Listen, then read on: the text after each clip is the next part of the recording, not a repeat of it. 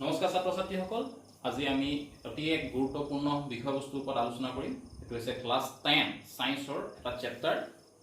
চেপ্টাৰৰ নাম হৈছে বিদ্যুৎ অৰ্থাৎ ইলেক্ট্ৰিচিটি। তো এই চেপ্টাৰটো আমি আৰম্ভ কৰাৰ আগত আমি প্ৰথমে বুজিব লাগিব যে কাৰেণ্ট কি। আমি সহজ ভাষাত যেটো কাৰেণ্ট বুলি কৈ থাকো, যাৰ হয় আমাৰ ঘৰৰ ফেনখন চলিছে বা আমাৰ লাইটটো জ্বলিছে বা আমাৰ পানী তোলা মটৰটো ঘূৰিছে, এই কাৰেণ্টটো হয় কি? একেবাৰে যদি চমু ভাষাত কওঁ, মই ক'বলৈ বিচাৰিম যে কাৰেণ্ট হৈছে বেসিক্যালি ফ্লো অফ ইলেক্ট্ৰনস, মানে ইলেক্ট্ৰনৰ প্ৰবাহ। এতিয়া মই যে ইলেক্ট্ৰন শব্দটো ব্যৱহাৰ কৰিলো, তে ইলেক্ট্ৰননো কি? সো আমি যদি ইংৰাজীত যদি ইলেক্ট্ৰনৰ ডেফিনেশনটো কম, যে ইলেক্ট্ৰন হৈছে negatively charge sub atomic particle. ঠিক আছে, এতিয়া অসমীয়া যদি মই তাৰ ডেফিনেশনটো কি কম, যে ঋণাত্মক আধানযুক্ত উপপাৰমাণৱিক কণা। এটা চোৱা, উপপাৰমাণৱিক কণা বুলি কৈছো, যে অণু এটা ভাঙি দিলে কি পাওঁ? পৰমাণু পাওঁ। আৰু সেই পৰমাণুত এই নেগেটিভ আধানযুক্ত এই পাৰ্টিকলটো হৈছে, এই কণাটো হৈছে ইলেক্ট্ৰন। ঠিক আছে, এতিয়া আকৌ নতুন টাৰ্ম এটা পাই গলো, যে আধাননো কি বা চাৰ্জনো কি। সো সেকেন্ড টাৰ্মটো আমাৰ আহি গল কি? চাৰ্জ অৰ্থাৎ আধান। সো ইয়াৰ সংজ্ঞাটো আমি কেনেকৈ কম? Physical properties of matter that causes it to experience a force when placed in a electromagnetic field. মানে বিদ্যুৎ চুম্বকীয় ক্ষেত্ৰ এখনত যেতিয়া মই এই বস্তু এটা থৈ দিম, যিকোনো এটা পদাৰ্থ যেতিয়া এটা বিদ্যুৎ চুম্বকীয় ক্ষেত্ৰখনত থৈ দিম, তেতিয়া সি এক বিশেষ ধৰণৰ শক্তি অনুভৱ কৰে। এই শক্তিটো কোৱা হয় চাৰ্জ বুলি। ঠিক আছে, মই আকবাৰ কৈছো, কিবা এটা পদাৰ্থ যেতিয়া মই তাক বিদ্যুৎ চুম্বকীয় ক্ষেত্ৰ এখনত প্ৰতিষ্ঠা কৰি দিম, তেতিয়া সি যদি এটা ফোৰ্স এক্সপেৰিয়েন্স কৰে বা এটা শক্তি যদি অনুভৱ কৰে, এই শক্তিটো হৈছে চাৰ্জ অৰ্থাৎ আধান। ঠিক আছে, এতিয়া চাৰ্জ বেসিক্যালি দুই ধৰণৰ। এটা হল ধনাত্মক চাৰ্জ, ধনাত্মক আধান, এটা হৈছে ঋণাত্মক আধান অৰ্থাৎ পজিটিভ চাৰ্জ আৰু নেগেটিভ চাৰ্জ। আৰু এই নেগেটিভ চাৰ্জটোৱে ক'ত থাকে? ইলেক্ট্ৰনত থাকে। আৰু পজিটিভ চাৰ্জটো ক'ত থাকে? প্ৰটোনত থাকে। ঠিক আছে, সো এইখিনি ক্লিয়াৰ হৈ গৈছে। তো মই ক'লো যে সহজ ভাষাত কাৰেণ্টটো কি, ইলেক্ট্ৰন কি ক'লো, চাৰ্জ কি, সেইটো বুজিলো। এতিয়া আমি এটা বুজিবলগীয়া কথা আছে, যে আৰু এটা টাৰ্ম মই আননোন টাৰ্ম এটা ইয়াত ইউজ কৰিছো, ইলেক্ট্ৰমেগনেটিক ফিল্ড। যেতিয়া এটা ইলেক্ট্ৰন কোনো এখন ক্ষেত্ৰত যেতিয়া ই মুভমেন্ট কৰিব, ই গতি কৰিব, কৰাৰ ফলত সেই ক্ষেত্ৰখনত এটা চুম্বকীয় ক্ষেত্ৰ এখন সৃষ্টি হয়। ঠিক আছে, কোনোবা এটা ঠাইত যদি মই এটা ইলেক্ট্ৰন বা কিছু ইলেক্ট্ৰন যদি মুভ কৰিব লাগে, ঘূৰিবলৈ, গতি কৰিবলৈ যদি আৰম্ভ কৰে, তেতিয়া তাত কি হ'ব পাৰে? এখন চুম্বকীয় ক্ষেত্ৰ সৃষ্টি হ'ব পাৰে। সেই চুম্বকীয় ক্ষেত্ৰখনক যদি কওঁ আমি সহজ ভাষাত বিদ্যুৎ চুম্বকীয় ক্ষেত্ৰ। এই বিষয়ে আমি সবিশেষ ইয়াৰ পিছত চেপ্টাৰটো আছে, ইলেক্ট্ৰমেগনেটিক ফিল্ড, আমি পিছত ভালকৈ পঢ়িম। এতিয়া মই চমুকৈ সহজ ভাষাত থুলমুলকৈ আপোনালোকক বুজাই থৈছো। তাৰপিছত আমাৰ ইম্পৰ্টেণ্ট টাৰ্ম আহিলে মুক্ত ইলেক্ট্ৰন বা ফ্ৰী ইলেক্ট্ৰন। ফ্ৰী ইলেক্ট্ৰন কি হয়? ফ্ৰী ইলেক্ট্ৰনটোৰ লগতে আমি আৰু এটা কথা বুজিব লাগিব, যে কণ্ডাক্টৰ, ইনসুলেটৰ কি হয়, অৰ্থাৎ পৰিবাহী আৰু অপৰিবাহী কাক কয়। এতিয়া চোৱা, নামৰ পৰা ওলাই আছে মুক্ত ইলেক্ট্ৰন, যি মুক্ত অৱস্থাত আছে। উদাহৰণস্বৰূপে মই এটা সিলিকনৰ এটা মলিকুলৰ কথা লৈছো, সিলিকনৰ এটা অণু কথা কওঁ। সো সিলিকনৰ অণুটো কিমান থাকিব? কেইবাটাও বহুত পৰমাণু থাকিব। সো কেনেকৈ থাকিব? যেহেতু বহিঃকক্ষত বা আউটাৰমোষ্ট শেলত কেইটা ইলেক্ট্ৰন থাকে? সিলিকনৰ 4টা থাকে। এই 4টাই কি কয়? সহযোগী বান্ধনী বা কোভেলেন্ট বন্ড সৃষ্টি কৰিব আন সিলিকন এটম বিলাকৰ লগত। কেনেকৈ হ'ব? সাপোজ এইটো সিলিকন। ঠিক আছে, সিলিকনৰ এইটো কি হৈছে? পৰমাণু। তাত 4টা ইলেক্ট্ৰন থাকিব, 4। সি আন সিলিকন এটমৰ লগত কি হ'ব? কোভেলেন্ট বন্ড ফৰ্ম কৰিব, সহযোগী বান্ধনী সৃষ্টি কৰিব। ঠিক আছে,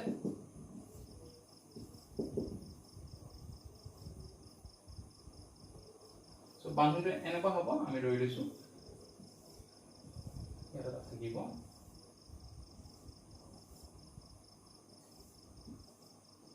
ওকে, একেধৰণে এই সিলিকন গিটাও তাহাঁতৰ চাৰিওফালে 4টা ইলেক্ট্ৰন থাকিব, তাহাঁতি আন সিলিকনৰ লগত আকৌ সহযোগী বান্ধনী অৰ্থাৎ কোভেলেন্ট বন্ড ফৰ্ম কৰিব।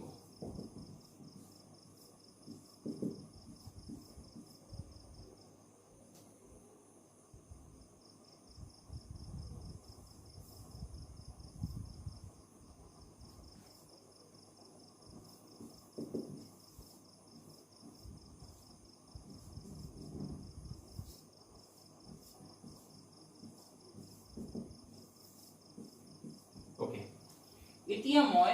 এই যে ইলেক্ট্ৰনটা দেখিছো এই গোটেইকেইটা ইলেক্ট্ৰন প্ৰতিটো ইলেক্ট্ৰন আমি যদি মন কৰো ইয়াৰ লগত বান্ধনী সৃষ্টি কৰিছে ইয়াৰ লগত বান্ধনী সৃষ্টি কৰিছে ইয়াৰ লগত বন্ড ফৰ্ম কৰি আছে ইয়াৰ লগত বন্ড ফৰ্ম কৰিছে ইয়াৰ লগত বন্ড কৰিছে মানে প্ৰতিটো ইলেক্ট্ৰনে আন এটা ইলেক্ট্ৰনৰ লগত বন্ড ফৰ্ম কৰি আছে এতিয়া এই ইলেক্ট্ৰন কেইটা বিজি হৈ আছে ঠিক আছে বিজি হৈ আছে কিহত বিজি হৈ আছে বন্ড ফৰ্মেশনৰ কামত ব্যস্ত হৈ আছে এতিয়া আমি কিবা কাৰণত এটা এক্সটাৰ্নাল ফোর্স দি দিলু বা ইয়াত মই হিট দি দিলু তাপ দি দিয়াৰ লগে লগে কি হ'ব ইলেক্ট্ৰন কেইটা এক্সাইটেড হৈ যাব এক্সাইটেড হৈ কি কৰিব ইহঁতি ইয়াৰ পৰা ওলাই গুচি যাব ওলাই গুচি গ'ল ঠিক আছে সো ইয়াৰ পৰা ওলাই গ'ল এইটো খালি হৈ গ'ল মানে যে এই ইলেক্ট্ৰন যে ওলাই গুচি গ'ল ই হৈ যাব মুক্ত ইলেক্ট্ৰন অৰ্থাৎ ফ্ৰী ইলেক্ট্ৰন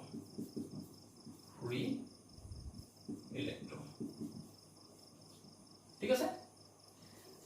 মুক্ত ইলেক্ট্ৰনৰ যেটো কনসেপ্ট আশা কৰো সকলোৰে ক্লিয়াৰ হৈছে এতিয়া নেক্সট আমি আহো কন্ডাক্টৰ অৰ্থাৎ পৰিবাহী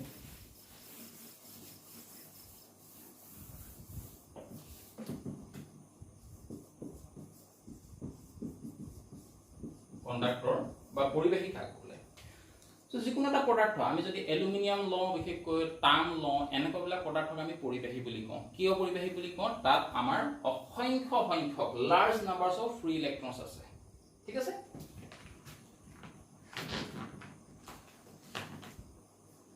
সাপোজ ইটো এটা কপাৰৰ এটুকুৰা মই কপাৰ আনিছো সাপোজ কপাৰৰ ওয়্যাৰ তাত মই অসংখ্য এনেকুৱা মুক্ত ইলেক্ট্ৰনছ আছে ফ্ৰী ইলেক্ট্ৰনছ আছে অসংখ্য ঠিক আছে সো এই ইলেক্ট্ৰন বিলাকে কি কৰিব যেহেতু এটা মুক্ত হৈ আছে ইহঁতি কি কৰিব চাৰ্জ কঢ়িয়াই নিব পাৰিব চাৰ্জ কেৰি কৰিব পাৰিব যেতিয়া এই মুক্ত ইলেক্ট্ৰন বহু পৰিমাণে থাকিব তাহাঁতি চাৰ্জ কঢ়িয়াই নিব পাৰিব চাৰ্জ কেৰি কৰিব পাৰিব তো ফলস্বৰূপে ইয়াৰ মাজেদি আমি বিদ্যুৎ প্ৰবাহ হৈছে বুলি কম যেতিয়া ইলেক্ট্ৰন বিলাকে চাৰ্জটো কেৰি কৰি লৈ যাব তেতিয়া আমি কম যে ইয়াৰ মাজেদি বিদ্যুৎ প্ৰবাহ হৈছে বা ইলেক্ট্ৰিচিটি ফ্লো হৈছে বা কাৰেন্ট ফ্লো হৈছে ঠিক আছে এতিয়া অপৰিবাহী বা ইনসুলেটৰ কাক কম সো ইনসুলেটৰ যেনিবা এটুকুৰা কাঠৰ টুকুৰাটোক আমি ইনসুলেটৰ বুলি কম কিয় ইনসুলেটৰ বুলি কম কাৰণ তাত মুক্ত ইলেক্ট্ৰন একেবাৰে কম আছে একেবাৰে কম বা প্ৰায় নাই বুলি আমি ক'ব পাৰো অলমোস্ট নাই বুলি ক'ব পাৰো সো হি কি কৰিব হি চাৰ্জ কেৰি কৰিবলৈ সাফিচিয়েন্ট পৰিমাণৰ সাফিচিয়েন্ট এমাউন্টৰ ইয়াত ইলেক্ট্ৰন নাই গতিকে ইয়াৰ মাজেদি বিদ্যুৎ প্ৰায় প্ৰবাহ হোৱা নাই গতিকে ই হৈছে ইনসুলেটৰ আৰু এটা আমি বস্তু পাম এটো আমি হায়াৰ ষ্টেজত হাই সেকেন্ডাৰী লেভেলত পাম যে অৰ্ধ পৰিবাহী বা সেমিকন্ডাক্টৰ কি হ'ব ফ্ৰী ইলেক্ট্ৰনছ থাকিব কিন্তু পৰিবাহীতকৈ কম থাকিব আৰু অপৰিবাহীতকৈ বেছি থাকিব মানে কন্ডাক্টৰতকৈ কম থাকিব কিন্তু ইনসুলেটৰতকৈ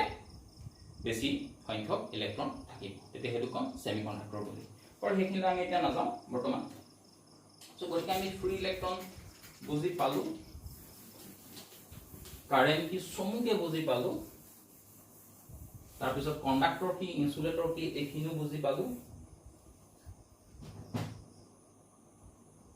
ওকে এতিয়া আমাৰ ডেফিনেশন মতে যাম কিতাপৰ ভাষাত পৰীক্ষাত যেটো ভাষা আমি লিখিম সেই মতে যাওঁ সো কাৰেন্ট কি হৈছে কাৰেন্টৰ আমাৰ যেটো ফৰ্মুলা হৈছে I = Q/T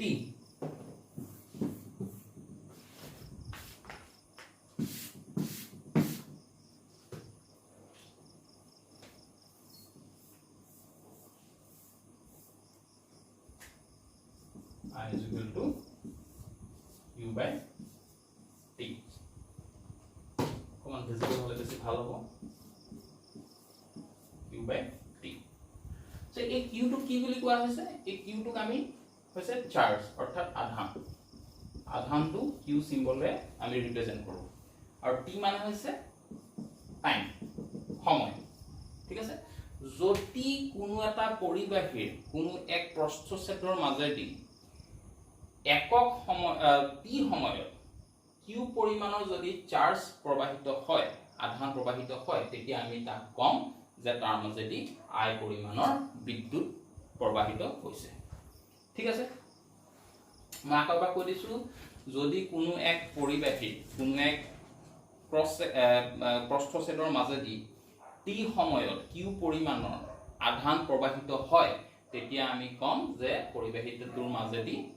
I পৰিমাণৰ বিদ্যুৎ প্ৰবাহিত হৈছে বা মই ইংলিছত যদি ক'বলৈ চাওঁ if q amount of charge flows through a cross sectional area of a conductor in t time then we can consider that I amount of current flows through the conductor okay এতিয়া I যেটো unit থাকিব I এটা একক থাকিব current এটা একক থাকিব তাৰ এককটো হৈছে ইউনিটটো হৈছে এম্পিয়াৰ A বুলি লিখিব পাৰো বা AMQ বুলি আমি লিখিব পাৰো সো এম্পিয়াৰ এককটো কাৰ পৰা আহিছে প্ৰথম যেটো বিদ্যুৎ আৱিষ্কাৰ কৰিছিল বিদ্যুতৰ যেটো সংজ্ঞাটো তেওঁ উলিয়াইছিল তেওঁৰ নাম হৈছে এন্ড্ৰি মেৰি এম্পিয়াৰ সো তেওঁৰ নামৰ পৰাই এই এম্পিয়াৰ ইউনিটটো ডিৰাইভ কৰা হৈছে ঠিক আছে সো আমি বিদ্যুতৰ কথা এখিনি বুজি পালো এতিয়া I পৰিমাণটো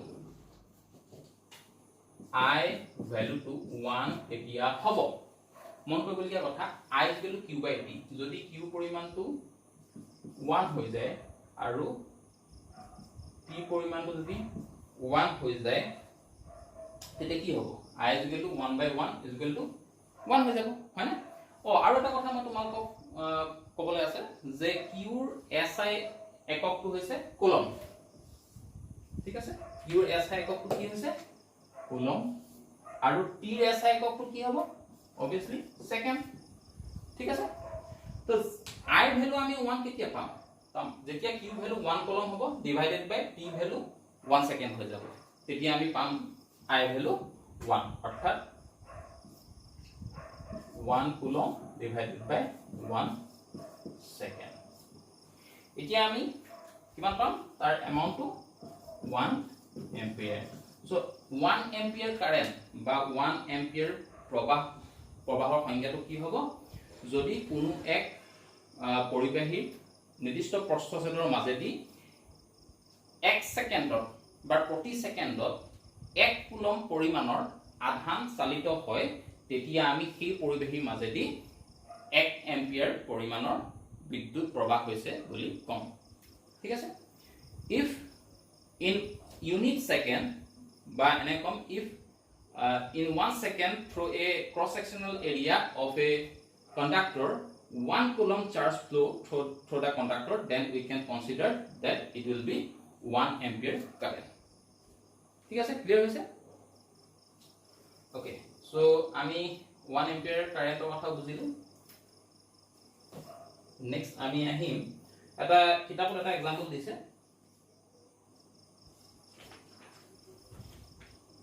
আৰু এটা ইম্পৰ্টেন্ট টাৰ্ম আমি জানি ললো উচিত এক্সামত 1 মাৰ্কসৰ কাৰণে আহিব পাৰে এম্পিয়াৰ কথা জানিলো সো মিলি এম্পিয়াৰ আৰু মাইক্ৰো এম্পিয়াৰ এটা জানিব লাগিব 1 মিলি ampere is equal to 10 to the power -3 ampere আৰু 1 micro ampere is equal to 10 to the power -6 ampere এটো তোমালোকে নোট ডাউন কৰি থৈ দিয়া কাৰণ এটা এক্সামত ফৰ 1 মাৰ্কসৰ কাৰণে আহি যাব পাৰে বা কোনবা প্ৰবলেমছত আমি কনভাৰ্ট কৰোতে এটো আহি যাব পাৰে প্ৰয়োজন হৈ যাব পাৰে ঠিক আছে ওকে সো এটো বাৰু আমি মানে ইছু তাৰ পিছত আমি আহিম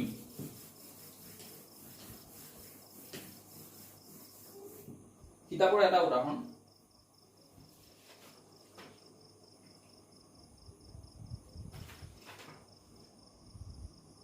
এটা বৈদ্যুতিক বাল্বৰ তাঁৰডালে 10 মিনিট সময় 0.5 এম্পিয়াৰ প্ৰবাহ লয় বৰ্তনীটোত চালিত হোৱা বৈদ্যুতিক আধানৰ পৰিমাণ উলিওৱা A current of 0.5 ampere is drawn by a filament of an electric bulb for 10 minutes. Find the amount of electric charge that flows through the circuit. Ite yat ami etu example 12.1 to mo koi asu. So ye given term like ami sound ki term amak dise. Amak dise je bulb tu majedi kiman time কিমান টাইমত বুলি কৈছে 10 minutes মানে t value দিছে 10 minutes তো 10 minutes তো আমি সেকেন্ডলৈ convert কৰিম কাৰণ কি আমাৰ SI ইউনিটত কনভাৰ্ট কৰিব লাগিব 10 minute is equal to 600 second ঠিক আছে 1 মিনিটত 60 সেকেন্ড থাকে সো 10 ইনটু 60 কৰিলে আমি 600 সেকেন্ড পাম তাৰ পিছতে আহিলে এটা বৈদ্যুতিক বাল্বৰ তাঁৰডালে 10 মিনিট সময় 0.5 এম্পিয়াৰ প্ৰবাহ লয় তাৰ মানে প্ৰবাহ লয় মানে কিহৰ ভ্যালু দিয়া আছে I ভ্যালু দিছে 0.5 এম্পিয়াৰ সো ই এসআই একক ইউনিটতে আছে গতিকে I ভ্যালু দিয়া আছে আমাক সুধিছে কি বৰ্তনীটো চালিত হোৱা বৈদ্যুতিক আধানৰ পৰিমাণ উলিয়াব আধানৰ পৰিমাণ উলিয়াব দ্যাট মিন্স Q ভ্যালুটো আমাক উলিয়াব কৈছে মই আকবাৰ কৈ দিছো a current of 0.5 ampere is drawn কিমান এম্পিয়াৰ কাৰেন্ট ড্ৰন হৈছে I is equal to 0.5 ampere drawn by a filament of an electric bulb for 10 minutes that means T is given T is equal to 10 minutes that means 600 seconds find the amount of electric charge that flows through the electric surface that means we have to find the value of Q so already we have the formula I is equal to Q by T okay so now we have to find Q that means Q is equal to I into T given I is equal to 0.5 ampere multiplied by time is given 600 second so finally যদি আমি multiply কৰি চাও কিমান পাম 300 কি পাম চাৰ্জৰ unit কি হয় coulomb 300 C that means 300 coulomb so এটো আমাৰ आंसर গতিকে আমি এই প্ৰবলেমটো বুজি পাইছো এতিয়া আমি সাৰ্কিট ডায়াগ্ৰাম কি হয় বৰ্তনী কথা আমি পঢ়িম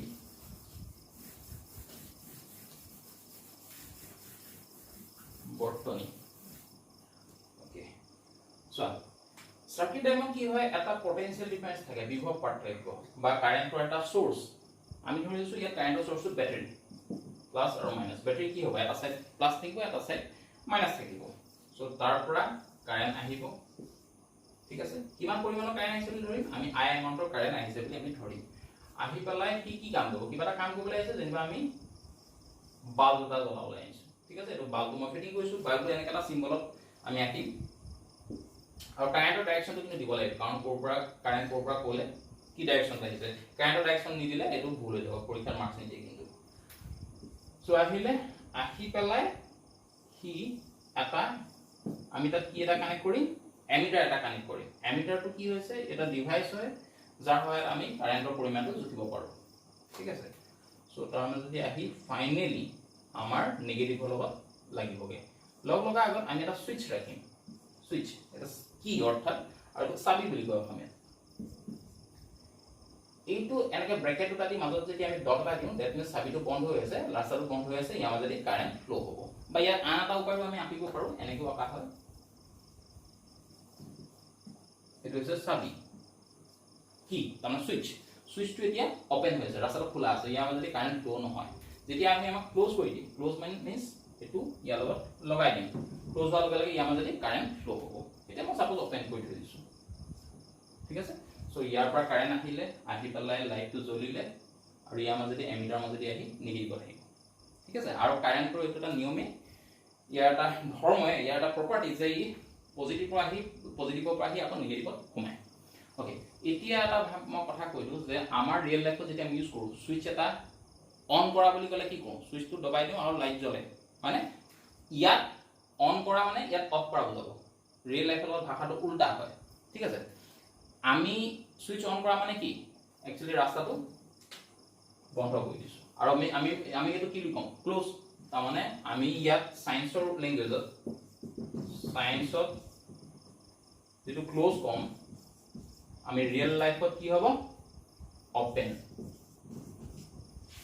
ঠিক আছে আৰু সায়েন্সৰ ভাষাত যেটো আমি ওপেন বুলি কম ৰিয়েল লাইফত আমি ক্লোজ বুলি কম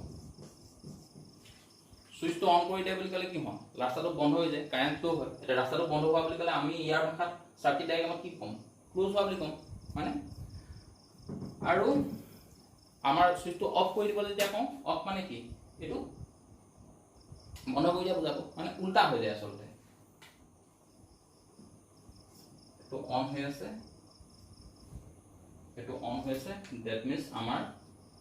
ৰিয়েল লাইফৰ ভাষাত ক্লোজ হৈ আছে আৰু এটো যেতিয়া ক্লোজ কৰি দিম তেতিয়া ৰিয়েল লাইফৰ আমাৰ ভাষা ওপেন হৈছে বুলি আমি ধৰিম ওকে যদি কিবা ডাউট আছে তোমাকে সুধিব পাৰিবা দেই সো সো মই বটনি এটুকে কয় সাৰ্কিট ডায়াগ্ৰাম বা বটনি ইয়াত কিন্তু কাৰেন্টৰ ডাইরেকশনটো যদি আমি নেদেখাও তো আমাক ভুল হৈ যাব কিন্তু ঠিক আছে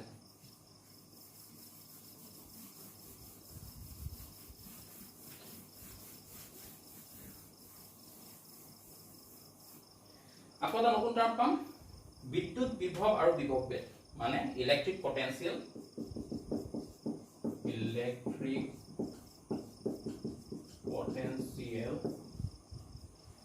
and potential difference. Okay. বিভব আৰু বিভব পাৰ্থক্য অৰ্থাৎ পটেনশিয়াল আৰু পটেনশিয়াল ডিফাৰেন্স এটো কি হয়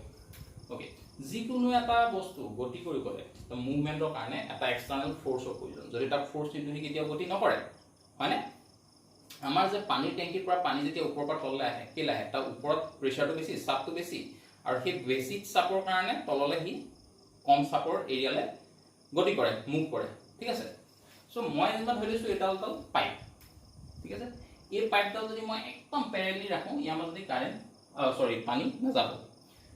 ঠিক আছে যদি মই তাক অকমান বেকা কৰিলো এতিয়া যদি মই তাক পানী ফ্লো হয় না যদি চাও সো পানী ফ্লো হ'ব পানীখিনি এফালে গৈ এফালে আহিব তাৰ কাৰণটো কি তাৰ গ্ৰেভিটিয়ে গ্ৰেভিটিৰ পৰা ইয়াৰ ডিসটেন্সটো কম আৰু গ্ৰেভিটিৰ পৰা ইয়াৰ ডিসটেন্সটো বেছি সো ইয়াৰ গ্ৰেভিটি বেছিকৈ আনিব পৰা নাই ইয়াৰ গ্ৰেভিটি এই মুভটোত বেছিকৈ আনিছে সো কি হ'ব প্ৰেছাৰটো এফালে বেছি হ'ব ই হায়াৰ প্ৰেছাৰে কি কৰিব লোৱাৰ প্ৰেছাৰৰ ফালে পুশ কৰিব ঠিক আছে গতিকে পানীখিনি মুভ কৰিব গতি কৰিব কিন্তু কাৰেন্টৰ ইলেক্ট্ৰনৰ ক্ষেত্ৰত গ্ৰেভিটিৰ কথা নাহে কিন্তু ইয়াতো এটা প্ৰেছাৰ এটা ঠেলা এটা ফোৰ্স আহে যাৰ কাৰণে ইলেক্ট্ৰনখিনি ফ্লো হৈ যায় ঠিক আছে সো কোনো এটা কন্ডাক্টৰৰ মাজেদি এটা পৰিবেশৰ মাজেদি যেতিয়া কাৰেন্ট ফ্লো হৈছে তাৰ মানে ইয়াৰ পৰা ইয়ালে ফ্লো হৈছে দ্যাট মিন্স ইয়াত কিবা এটা কম প্ৰেছাৰ আছে ইয়াত বেছি প্ৰেছাৰ আছে আৰু এই প্ৰেছাৰটোৱে তাক ইলেক্ট্ৰনখিনি চাৰ্জৰ সৈতে ঠেলি পঠাইছে ঠিক আছে সো এই যে প্ৰেছাৰ দুটা কথা কৈছো এটো হৈছে বিভব বা পটেনশিয়াল আৰু ইহঁতৰ এই প্ৰেছাৰটোৰ মাজত যে পাৰ্থক্য আছে ডিফাৰেন্স যে আছে এটো কৈছে পটেনশিয়াল ডিফাৰেন্স অৰ্থাৎ বিভব পাৰ্থক্য যাৰ কাৰণে যেটো ফোৰ্সৰ কাৰণে এফালৰ পৰা ইফালে কাৰেন্ট গতি কৰিছে অৰ্থাৎ ইলেক্ট্ৰনছ ফ্লো কৰিছে ঠিক আছে এটো হৈছে বিভব পাৰ্থক্য ওকে এতিয়া এটা কথা আমি বুজিবলৈ চেষ্টা কৰো ওয়াৰ্ক ডান বা কাৰ্য কি ওয়াৰ্ক ডান হৈছে কিবা এটা বস্তু মই ইয়াৰ পৰা নি ইয়ালে পঠিয়াই আনিলো কিবা এটা মই কাৰ্য কৰিলো কিবা এটা কাম কৰিলো হয় না এটো কি হৈছে কাৰ্য বা ওয়াৰ্ক ডান বুলি কব সো সিমিলাৰলি মই কন্ডাক্টৰটো ভিতৰত পৰিবেশিডালৰ মাজত ভিতৰত কি কৰিম মই সাপোজ ইলেক্ট্ৰনটো ধৰি পেলাই এটা মূৰৰ পৰা আনটা মূৰলৈ কেৰি কৰিলো কঢ়িয়াই আনিলো সো কি হ'ল something work has to be done হয় না কিবা এটা ওয়ার্ক এটা কৰিব লাগিব তেতিয়া বস্তু মুভ কৰিব সো এইটোকে কব কাৰ্য বা ওয়ার্ক ডান বুলি কব হয় না সো আমি এটি ইয়াটো কি হৈছে কথাটো একেটাই হৈছে ইয়াত আমাৰ কন্ডাক্টৰটো আছিল ইয়াৰ ইলেক্ট্ৰনটো ইয়াৰ পৰা ইয়ালে কঢ়িয়াই আনিছে তো কিবা এটা ওয়াৰ্ক ডান হৈছে কিবা এটা ওয়াৰ্ক কৰিবলগীয়া আছে কিবা এটা কাৰ্য কৰিবলগীয়া হৈছে এটো হৈছে ওয়াৰ্ক ডান তো যাৰ কাৰণে আমাৰ মুভ হৈছে আৰু এইফালৰ পৰা এটা চাপ আহিছে ওকে সো এতিয়া বিভব বেদক কিহে বুজোৱা হয় ভিৰে বুজোৱা হয় তো এই বিভব বেদটো মানে পটেনশিয়াল ডিফাৰেন্সটো আমি কেনেকৈ উলিয়াইছো সম্পন্ন কৰা কাৰ্য যেটো ওয়াৰ্ক ডান আমি কৰিলো ইয়াৰ পৰা ইয়ালে কেৰি কৰোতে যেটো ওয়াৰ্ক ডান কৰিলো এটো ওয়াৰ্ক ডান ডিভাইডেড বাই কিহৰ লগত ওয়াৰ্ক ডানটো কৰিলো এই চাৰ্জটো কেৰি কৰোতে ওয়াৰ্ক ডান কৰিলো সো ডিভাইডেড বাই কিউ হ'ব তাৰমানে কি ওয়াৰ্ক ডান কৰিলো চাৰ্জ কেৰি কৰোতে কিমান এমাউন্টৰ ওয়াৰ্ক ডান কৰিলো w এমাউন্টৰ ওয়াৰ্ক ডান কৰিলো কা কেৰি কৰোতে কিউ এমাউন্টৰ চাৰ্জ কেৰি কৰোতে ঠিক আছে সো v w বাই কিউ আৰু ইয়াৰ v ৰ SI ইউনিটটো কি হ'ব ভল্ট ঠিক আছে বুজা গৈছে কথাটো এতিয়া আমাক যদি কয় v ভ্যালুটো কেতিয়া 1 হৈ যাব যেতিয়া w ভ্যালুটো 1 হৈ যাব 1 জুল হৈ যাব আৰু এটা কথা ইয়াৰ এককটো হৈছে জুল আৰু ইয়াৰ এককটো হৈছে কুলম w এককটো হৈছে জুল আৰু q এককটো হৈছে কুলম সো 1 জুল ডিভাইডেড বাই যেতিয়া 1 কুলম হ'ব তেতিয়া v ভ্যালুটো কিমান পাম 1 ভল্ট পাম হয় মানে এতিয়া আমাক যদি কয় যে 1 ভল্ট বিভব ভেদ বুলিলে কি বুজা সো আমি তো কম যে 1 ভোল্ট বিভৱভেদ হৈছে কোনো এক প্ৰবাহযুক্ত পৰিৱেশী এডালৰ দুই বিন্দুৰ মাজত বিভৱভেদ যদি 1 কুলম আধান তাৰে এটা বিন্দুৰ পৰা ইটো বিন্দুলৈ চালিত কৰিবলৈ 1 জুল কাৰ্য কৰিব লগা হয় তাৰমানে কোনো এটা পৰিৱেশী মাজেদি 1 কুলম পৰিমাণৰ আধান কঢ়িয়াই নিওঁতে যদি 1 জুল পৰিমাণৰ কাৰ্য সম্পন্ন কৰিব লগা হয় তেতিয়া আমি কম যে তাৰ বিভৱভেদ হৈছে 1 ভোল্ট ঠিক আছে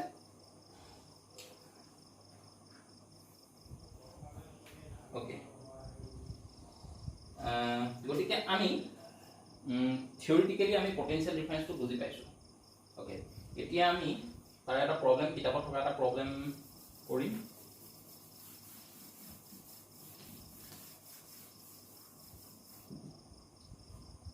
কি কৈছে 12 ভোল্ট বিভৱভেদৰ দুই বিন্দুৰ মাজেৰে 2 কুলম আধান চালিত কৰোঁতে কিমান কাৰ্য কৰিব লাগিব ওকে কোৱেশ্চনটো ভালকৈ আমি বুজিব লাগিব যে বিভৱভেদ কিমান বুলি কৈছে 12 volt that means V value দিয়া আছে 12 ভোল্ট ওকে এতিয়া তাৰ মাজেদি কিমান আধান চালিত হৈছে মানে কিমান চাৰ্জ চালিত হৈছে q = 2 কুলম আমাক খুদিছে কি কিমান কাৰ্য কৰিব লাগিব মানে ওয়াৰ্ক ডান লেভেল কৈছে w ভ্যালু আমাক খুদিছে সো এইখিনি আমাৰ ইভেন সো আমি কথাটো হ'ল কি আমি অলৰেডি এটা ফৰ্মুলা পাই আছো v = w by q কিমান হ'ব w ভ্যালু আমি নাজানো q ভ্যালুটো আমি জানো আৰু v ভ্যালুটো আমি কিমান পাইছো 12 ওকে সো তাৰ পৰা আমি কি কৰিম W is equal to 12 volt into 2 coulomb ঠিক আছে so finally আমি কি পাম মান পাম 24 কি পাম জুল পাম কাৰণ ওয়াৰ্ক ডানৰ আমাৰ ইউনিটটো কি হৈছে জুল so মই ইংলিশ মিডিয়াম ষ্টুডেন্টৰ কাৰণে কৈ দিছো এট প্ৰেজেন্ট মই একচুয়ালি ইংলিশ মিডিয়ামৰ বুকছ অন নাই গতিকে মই বুজাই দিছো তথাপিও So আমাৰ কোৱেশ্চনটো কৈছে যে পটেনশিয়াল ডিফাৰেন্স 12 ভোল্ট আমাক এপ্লাই কৰিছিলে তাৰমানে v ভ্যালু 12 ভোল্ট বুলি কৈছে আৰু তাৰ মাজতে কিমান চাৰ্জ ফ্লো হৈছে